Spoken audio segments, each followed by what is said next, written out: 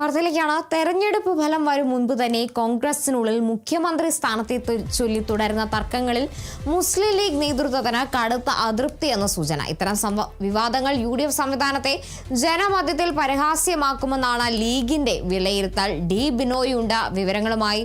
ബിനോയ്, എന്തായാലും കോൺഗ്രസിലെ നേതാക്കൾക്കുള്ളിൽ തന്നെ ഇത്തരത്തിൽ മുഖ്യമന്ത്രി സ്ഥാനത്തെ ചൊല്ലി തർക്കം തുടരുന്ന സാഹചര്യം, ആ ഒരു സാഹചര്യത്തിൽ ഇപ്പോൾ മുസ്ലിം ലീഗ് നേതൃത്വം തന്നെ ഒരു അതൃപ്തി അറിയിക്കുന്ന സാഹചര്യമാണ് നിലവിലുള്ളത്. എന്താണ് മനസ്സിലാക്കേണ്ടത്? മുസ്ലിം ലീഗിന് മാത്രമല്ല പല ഘടകകക്ഷികൾക്കും ഇത്തരത്തിലുള്ള കോൺഗ്രസിനകത്തുള്ള വീഴ്പ്പലക്കലിനോട് വലിയ തരത്തിലുള്ള അതൃപ്തിയാണ് ഉള്ളത്. പ്രത്യേകിച്ചും കോൺഗ്രസിനകത്ത് ഗ്രൂപ്പ് തിരിഞ്ഞ് നിന്നുകൊണ്ട് മുഖ്യമന്ത്രി പദത്തിനു വേണ്ടി പരസ്പരം അങ്ങോട്ടും ഇങ്ങോട്ടും അണികൾ തന്നെ അവകാശവാദം ഉന്നയിക്കുന്ന രീതി മുമ്പെങ്ങും തന്നെ കേരളത്തിൽ കണ്ടിട്ടില്ല. അതുകൊണ്ട് തന്നെ ഇത് വലിയ തരത്തിൽ UDFന് അപഹാസ്യരാകുന്ന തരത്തിലേക്ക് കാര്യങ്ങൾ നീങ്ങുന്നു എന്നാണ് ലീഗിൻ്റെയും ഒപ്പം കോൺഗ്രസിൻ്റെ ചില മുതിർന്ന നേതാക്കന്മാരുടെയും വിലയിരുത്തൽ. തൽക്കാലം ഈ മുഖ്യമന്ത്രി പദത്തിന് വേണ്ടിയുള്ള അവകാശവാദങ്ങളിൽ നിന്ന് നേതാക്കന്മാർ പിന്തിരിയണം എന്നൊരു ആവശ്യം കൂടി ലീഗ് ഉൾപ്പെടെയുള്ളവർ മുന്നോട്ട് വയ്ക്കുന്നുണ്ട്. കാരണം കഴിഞ്ഞ കുറേ ദിവസങ്ങളായി സമൂഹ മാധ്യമങ്ങളിലൊക്കെ തന്നെ രമേശ് ചെന്നിത്തല, VD സതീശൻ, ഒപ്പം തന്നെ AICC general secretary KC Venugopal എന്നിവരുടെ പേരുകൾ മുഖ്യമന്ത്രി പദത്തിൽ എടുത്തു കാണിച്ചുകൊണ്ട് അവരുടെ അണികൾ നടത്തുന്ന അവകാശവാദങ്ങളും തൊട്ടു പിന്നാലെ സമൂഹ മാധ്യമങ്ങളിൽ വരുന്ന ഈ പേരുകൾക്ക് പിറകിൽ വരുന്ന കമൻറ്റുകളുമൊക്കെ തന്നെ വലിയ തരത്തിൽ ചർച്ചയായിരുന്നു. ആ ചർച്ച കേരളം ഏറ്റെടുക്കുന്ന തരത്തിലേക്ക് കാര്യങ്ങൾ നീങ്ങി. കാരണം വോട്ടെടുപ്പ് കഴിഞ്ഞിട്ട് ഫലം വരുന്നതിന് തൊട്ട് മുമ്പ് തന്നെ ഇത്തരത്തിൽ നടത്തുന്ന ഈ പ്രഖ്യാപനങ്ങൾ അല്ലെങ്കിൽ പ്രസ്താവനകൾ അത് കോൺഗ്രസ് പാർട്ടിക്കും ഒപ്പം UDFനും വലിയ തരത്തിൽ ദോഷം ചെയ്യും എന്നുള്ള വിലയിരുത്തലാണ് ഘടകകക്ഷിയായ ലീഗ് ഉൾപ്പെടെയുള്ള രാഷ്ട്രീയ പാർട്ടികൾക്ക് ഉള്ളത്. PMA സലാം ഇന്ന് മൗനം വെടിഞ്ഞ് രംഗത്തെത്തി എന്ന് വേണമെങ്കിൽ നമുക്ക് പറയാൻ കഴിയും. കാരണം കഴിഞ്ഞ കുറേ ദിവസങ്ങളായി ലീഗിനകത്ത് വലിയ തരത്തിലുള്ള ഒരു അതൃപ്തിയും അസംതൃപ്തിയും ഒക്കെ ഉണ്ടായിരുന്നു. പ്രത്യേകിച്ചും കുഞ്ഞാലിക്കുട്ടി മുഖ്യമന്ത്രിയെ തീരുമാനിക്കുന്നത് ഹൈക്കമാൻഡാണ്, അതിൽ ഇടപെടുന്നില്ല, അത്തരം കാര്യങ്ങളിൽ ചർച്ച ചെയ്യുന്ന ലീഗില്ല എന്നൊക്കെ പറഞ്ഞൊഴിഞ്ഞെങ്കിൽ തന്നെയും പക്ഷേ ഈ മുഖ്യമന്ത്രി പദത്തിന് വേണ്ടിയുള്ള അങ്ങോട്ടും ഇങ്ങോട്ടുമുള്ള ചർച്ചകൾ അത് വലിയ തരത്തിൽ വഷളായി എന്ന് തോന്നിയതോടുകൂടിയാണ് PMA സലാം രംഗത്തെത്തി. അദ്ദേഹം കൃത്യമായും നേതാക്കന്മാരുടെ പേരെടുത്ത് പറഞ്ഞിട്ടില്ല എങ്കിൽ തന്നെയും അത് നേതാക്കന്മാർ തന്നെ സ്വയം അപഹാസ്യരാകുന്ന തരത്തിലേക്ക് കാര്യങ്ങൾ എത്തിച്ചേരും എന്ന് തന്നെ ലീഗ് പറഞ്ഞു വെക്കുന്നു എന്നുള്ളതാണ് ഇതിൽ ഒരു പ്രധാനപ്പെട്ട കാര്യം. ഒപ്പം ലീഗിൻ്റെ നേതാക്കൾ ഹൈക്കമാൻഡിനെ സമീപിക്കാൻ തീരുമാനിച്ചിട്ടുണ്ട്. ഇത്തരത്തിലുള്ള ചർച്ചകൾ ഭൂഷണമല്ല എന്നാണ് ലീഗിൻ്റെ ഒരു വിലയിരുത്തൽ. ഇങ്ങനെയുള്ള ചർച്ചകൾ, അതായത് പ്രത്യേകിച്ചും ഫലം വന്നിട്ടില്ല, ഒപ്പം തന്നെ ഏതൊക്കെ തരത്തിലായിരിക്കും സീറ്റ് കിട്ടുക എന്ന കാര്യത്തിലൊന്നും തന്നെ ഒരു വ്യക്തതയില്ലാത്ത സാഹചര്യത്തിൽ ഈ കോൺഗ്രസിൻ്റെ നേതാക്കന്മാർക്ക് വേണ്ടി മുഖ്യമന്ത്രി പദത്തിനായി അണികൾ നടത്തുന്ന ഇത്തരത്തിലുള്ള വിലപേശലുകൾ അത് ഒരു തരത്തിൽ വില കുറഞ്ഞ ഒന്ന് തന്നെയാണ് എന്നാണ് ലീഗിൻ്റെ വിലയിരുത്തൽ. അതുകൊണ്ടാണ് ഹൈക്കമാൻഡിനെ നേരിട്ട് കാര്യങ്ങൾ ധരിപ്പിക്കുന്നതിനെക്കുറിച്ച് ഇപ്പോൾ ലീഗ് ആലോചിക്കുന്നത്. അതുപോലെ തന്നെ ഹൈക്കമാൻഡിലും ഇത്തരത്തിലുള്ള ചില നീക്കങ്ങളോട് വലിയ തരത്തിലുള്ള അതൃപ്തിയുണ്ട്.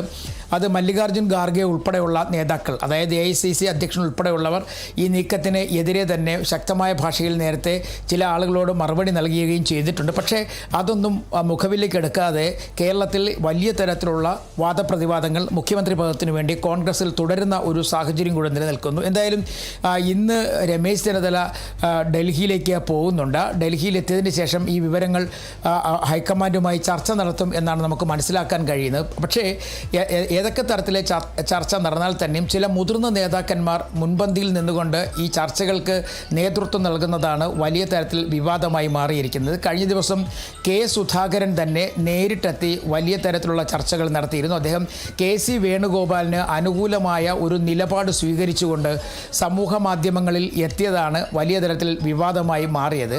അദ്ദേഹത്തിൻ്റെ അവകാശവാദത്തിന് തൊട്ടു പിന്നാലെ റോജി M. ജോണും ഒപ്പം തന്നെ രമ്യ ഹരിദാസും പഴകുളം മധു ഉൾപ്പെടെയുള്ള കോൺഗ്രസ് നേതാക്കന്മാർ അതിന് പിന്തുണ അറിയിച്ചെത്തുകയും അത് പിന്നീട് വലിയ തരത്തിലുള്ള രാഷ്ട്രീയ ചർച്ചയായി മാറുകയും ചെയ്തു. ഇത്തരത്തിലുള്ള ചർച്ചകൾ പരമാവധി ഒഴിവാക്കണം എന്ന് തന്നെയാണ് ഹൈക്കമാൻഡിൻ്റെയും താല്പര്യം. പക്ഷേ അതിനും അപ്പുറത്തേക്ക് മുതിർന്ന നേതാക്കന്മാർ ഇങ്ങനെ മുഖ്യമന്ത്രി പദത്തിന് വേണ്ടി ചില ആളുകളുടെ പേരുകൾ നിർദ്ദേശിച്ച് രംഗത്തെത്തുന്നതിനോടാണ് ഇപ്പോൾ വിയോജിപ്പും ഒപ്പം തന്നെ എതിർപ്പും ശക്തമായിരിക്കുന്നത്. പ്രത്യേകിച്ചും ലീഗിനെ പോലുള്ള ഒരു ഘടകകക്ഷിയൊക്കെ തന്നെ ഈ സ്വരം കടുപ്പിച്ച് രംഗത്ത് രംഗത്തെത്തുക എന്ന് പറയുമ്പോൾ അതിൻ്റെ അർത്ഥം ഇത് ഇത്തരം നീക്കങ്ങൾ ശരിയല്ല എന്ന തരത്തിലുള്ള ഒരു സൂചന കൂടി നൽകിക്കൊണ്ട് തന്നെയാണ് ലീഗ് രംഗത്തെത്തിയിരിക്കുന്നതെന്ന് വേണമെങ്കിൽ നമുക്ക് പറയാൻ കഴിയും.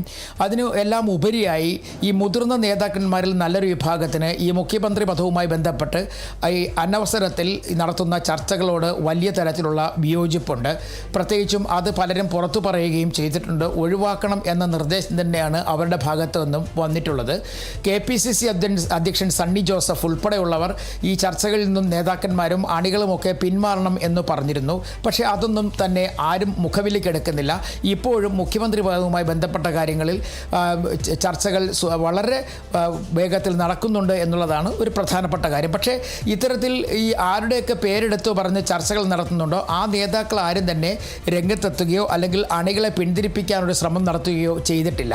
കഴിഞ്ഞ ദിവസം സുധാകരൻ പരസ്യമായി KC വേണുഗോപാലിനെ പിന്തുണച്ചുകൊണ്ട് രംഗത്തെത്തിയെങ്കിൽ തന്നെയും KC വേണുഗോപാലിനെ മാധ്യമപ്രവർത്തകർ കണ്ടപ്പോഴേക്കും അതിന് നൽകിയ സുധാകരൻ്റെ ഇത്തരത്തിലുള്ള നീക്കത്തിനെക്കുറിച്ച് ചോദിച്ചപ്പോൾ അദ്ദേഹം കൃത്യമായ ഭാഷയിൽ ഒഴിഞ്ഞു മാറുകയായിരുന്നു.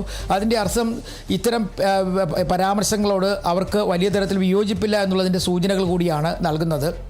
എന്തായാലും ഈ വരും ദിവസങ്ങളിൽ ഇനി ഫലപ്രഖ്യാപനത്തിന് കുറച്ച് ദിവസങ്ങൾ കൂടി ബാക്കി നിൽക്കുന്നു. വരും ദിവസങ്ങളിലും ഇത്തരത്തിൽ ഈ മുഖ്യമന്ത്രി പദത്തിന് വേണ്ടിയുള്ള പിടിവലി ഇങ്ങനെ തുടരുകയാണ് എന്നുണ്ടെങ്കിൽ ഭാവിയിൽ എന്തായിരിക്കും എന്നാണ് ചില നേതാക്കന്മാർ ഒരു ചോദ്യമായി ഉയർത്തുന്നത്. പ്രത്യേകിച്ചും കോൺഗ്രസിലെ മുതിർന്ന നേതാക്കന്മാർ, അത് AK ആൻ്റണി പോലുള്ള നേതാക്കന്മാർ ഈ വിഷയങ്ങളിൽ ഇടപെടുന്നില്ല. അവർ കൃത്യമായ ഒരു മൗനത്തിൽ തന്നെയാണെന്ന് വേണമെങ്കിൽ പറയാം. സാധാരണഗതിയിൽ ഇത്തരം വിഷയങ്ങളുണ്ടാകുമ്പോൾ PJ കുര്യനും AK ആൻ്റണിയും ഉൾപ്പെടെയുള്ള നേതാക്കൾ അവരുടേതായ അഭിപ്രായങ്ങൾ പറയുകയും ഒപ്പം തന്നെ ഇടപെടുകയും ചെയ്യുന്നൊരു പതിവൊക്കെയുണ്ട്. പക്ഷേ ഇത്തവണ ഇവരെല്ലാം തന്നെ പിന്മാറി നിൽക്കുന്നു. VD സതീശനും രമേശ് ചെന്നിത്തലയ്ക്കും KC വേണുഗോപാലിനുമായി അണികൾ പരസ്പരം സമൂഹ മാധ്യമങ്ങളിലൂടെ പോർവിളി നടത്തുന്ന ഒരു കാഴ്ചയും കാണുന്നുണ്ട്. എന്തായാലും ലീഗ് ഈ വിഷയം കൃത്യമായും ഹൈക്കമാൻഡിൻ്റെ മുന്നിലേക്ക് എത്തിക്കും. അതുവഴി ഹൈക്കമാൻഡ് ഇടപെടൽ ഉണ്ടാകുമെന്ന് പ്രതീക്ഷിക്കുകയാണ് ലീഗ് ഉൾപ്പെടെയുള്ള ഘടകകക്ഷികൾ. ഇത് തന്നെയാണ് RSPയും അതുപോലെ തന്നെ മറ്റ് ഘടകകക്ഷികളും ഒക്കെ തന്നെ അവരുടെ അസംതൃപ്തി സംസ്ഥാന നേതാക്കന്മാരെ അറിയിച്ചിട്ടുണ്ട്. പ്രത്യേകിച്ചും സണ്ണി ജോസഫിനെ അറിയിച്ചിട്ടുണ്ട്. സണ്ണി ജോസഫ് നേരത്തെ മുതൽ തന്നെ ഇത്തരം ചർച്ചകളിൽ നിന്നും അണികൾ പിന്മാറണം, അത് അനവസരത്തിലാണ് എന്ന തരത്തിൽ അവർ KPCC അധ്യക്ഷൻ തന്നെ പറഞ്ഞിരുന്നെങ്കിൽ തന്നെയും അതും കാര്യമായി മുഖവിലേക്ക് എടുക്കാതെയാണ് ഇത്തരത്തിലുള്ള സമൂഹ മാധ്യമങ്ങളിലൂടെയുള്ള പ്രചരണം നടത്തുന്നത്. കഴിഞ്ഞ ദിവസമാണ് ഇത് അല്പം കൂടി ഒന്ന് ശക്തി പ്രാപിച്ചത്. പ്രത്യേകിച്ചും മുതിർന്ന നേതാവായ സുധാകരൻ തന്നെ രംഗത്തെത്തിയതോടുകൂടിയാണ് ഈ പ്രശ്നങ്ങൾ, ഈ ചർച്ചകൾ കൂടുതൽ വഷളായിക്കൊണ്ടിരിക്കുന്നത്.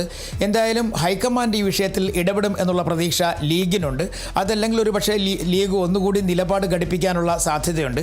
അതുതന്നെയാണ് ഇന്നലെ K മുരളീധരനും പങ്കുവച്ചത്. കാരണം ഗ്രൂപ്പായി അല്ലെങ്കിൽ ഒരുമിച്ചെടുക്കേണ്ട ഒരു തീരുമാനം ചില വ്യക്തികൾ തന്നെ എടുക്കുന്നതിനോട് ഉള്ള വിയോജിപ്പ് അറിയിക്കുകയും ചെയ്തിരുന്നു. അത്തരത്തിൽ ഉള്ള അതിന് അദ്ദേഹം കൃത്യമായൊരു ഭാഷ ഉപയോഗിക്കുകയും ചെയ്തു. സിംഗിൾ ഡാൻസ് കളിക്കുന്നതിനോട് ശരിയായ രീതി അല്ല എന്ന തരത്തിലാണ് അദ്ദേഹം പറഞ്ഞു വെക്കുന്നത്. എല്ലാവരും ഒരുമിച്ചെടുക്കേണ്ട ഒരു തീരുമാനം എന്ന തരത്തിലേക്ക് അദ്ദേഹം പറയുകയും ചെയ്തു. ഒപ്പം 23-ലധികം ഇടങ്ങളിൽ ലീഗ് വിജയിക്കാൻ സാധ്യതയുള്ള ഒരു സാഹചര്യം നിലനിൽക്കുമ്പോൾ മുഖ്യമന്ത്രി പദവുമായി ബന്ധപ്പെട്ട ചർച്ചകളിൽ ലീഗ് ഉൾപ്പെടെയുള്ളവർ പങ്കെടുക്കേണ്ട ഒരു സാഹചര്യമുണ്ട്. അതല്ലാതെ ഏതെങ്കിലും ഒരു ഗ്രൂപ്പിൻ്റെ ഭാഗമായിട്ടോ അല്ലെങ്കിൽ ഗ്രൂപ്പ് നേതാക്കന്മാർക്ക് വേണ്ടിയോ ഇത്തരത്തിൽ ഉള്ള ഈ സമൂഹ മാധ്യമങ്ങളിലെ വിലപേശലുകൾ ശരിയല്ല എന്ന തരത്തിൽ തന്നെയാണ് K മുരളീധരനും പറഞ്ഞു വെക്കുന്നത്. എന്തായാലും കേരള രാഷ്ട്രീയത്തിൽ ഇതുവരെ കാണാത്ത തരത്തിൽ അവകാശ രാഷ്ട്രീയം തലപ്പൊക്കുന്നു എന്ന് വേണമെങ്കിൽ നമുക്ക് പറയാം. പ്രത്യേകിച്ചും അധികാരത്തിന് വേണ്ടിയുള്ളത് ഫലപ്രഖ്യാപനം എത്തുന്നതിന് മുമ്പ് ചില കണക്കുകൂട്ടലുകൾ മാത്രം മുന്നിൽ വെച്ചുകൊണ്ടാണ് ഇത്തരത്തിലുള്ള അവകാശവാദം ഉന്നയിക്കുന്നത് എന്നുള്ളത് പലപ്പോഴും കോൺഗ്രസ് നേതാക്കന്മാരും അണികളും മറന്നു പോകുന്നു എന്നുള്ളത് പ്രധാനപ്പെട്ട കാര്യമായി എടുക്കാം. പക്ഷേ ഇതൊക്കെ ആണെങ്കിൽ തന്നെയും ചില നേതാക്കന്മാർ, പ്രത്യേകിച്ച് MK രാഘവനെ പോലുള്ള ചില നേതാക്കന്മാർ അവർക്ക് അവരുടേതായ അതൃപ്തിയും രേഖപ്പെടുത്തി കഴിഞ്ഞിട്ടുണ്ട്. പ്രത്യേകിച്ചും ഈ മുഖ്യമന്ത്രി പദത്തിനെ ചൊല്ലിയുള്ള ഈ പോരടി അവസാനിപ്പിക്കുന്നതിനൊപ്പം തന്നെ ഹൈക്കമാൻഡിൻ്റെ ചില തീരുമാനങ്ങളെക്കുറിച്ചും അവർ പറയുന്നുണ്ട്. MP-മാർ മത്സരിക്കേണ്ട എന്ന ഒരു തീരുമാനം ഒരിക്കൽ പോലും ഹൈക്കമാൻഡിൻ്റെ ഭാഗത്ത് നിന്ന് ഉണ്ടായിട്ടില്ല. കേരളത്തിലെ ചില നേതാക്കന്മാർ ചേർന്ന് തയ്യാറാക്കിയ ഒരു അജണ്ടയായിരുന്നു MP-മാർ മത്സരിക്കേണ്ട എന്നുള്ളത്. പ്രത്യേകിച്ചും അതിനകത്ത് ചില നേതാക്കന്മാരുടെ പേര് MK രാഘവൻ പറയാൻ തയ്യാറാണെങ്കിൽ തന്നെയും അത് പിന്നീട് ഫലം വന്നതിന് ശേഷം പറയാം എന്ന് പറഞ്ഞ് MK രാഘവൻ ഒഴിഞ്ഞു മാറുകയായിരുന്നു.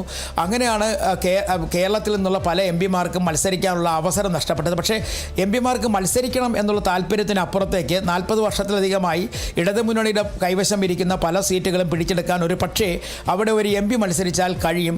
അത്തരത്തിലൊരു എം പിയിലൂടെ സീറ്റെണ്ണം വർദ്ധിപ്പിക്കുന്നത് കോൺഗ്രസിന്, പ്രത്യേകിച്ചും കേരളത്തിൽ UDF അത് ഗുണകരമാകും.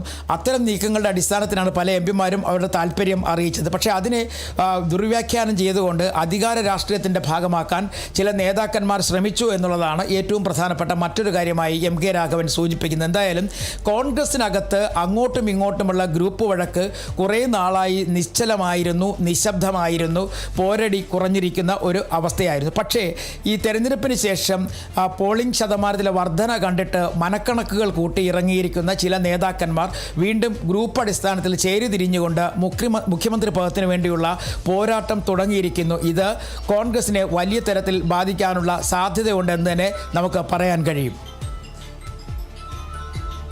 ശരി, വ്യക്തമാണ്. ഡി ബിനോയാണ് വിവരങ്ങൾ നൽകിയത്.